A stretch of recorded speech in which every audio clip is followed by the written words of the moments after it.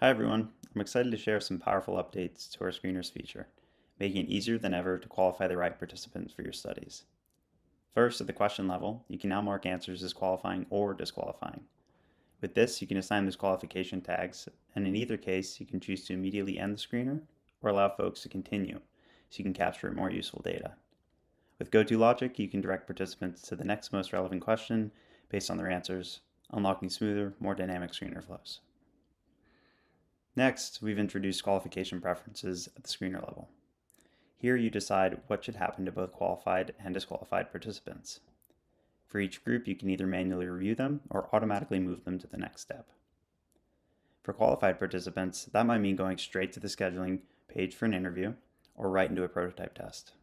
For disqualified participants, they can be automatically marked as removed from the study and notified with a custom message. This keeps recruitment running until your study's participation limit is reached.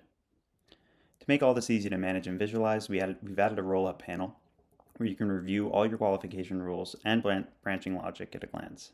It's a powerful way to check your flow and avoid mistakes. And finally, when you're reviewing responses, you can now clearly see each participant's qualification status. This gives you instant visibility and confidence as you craft invitations or move participants forward in a study.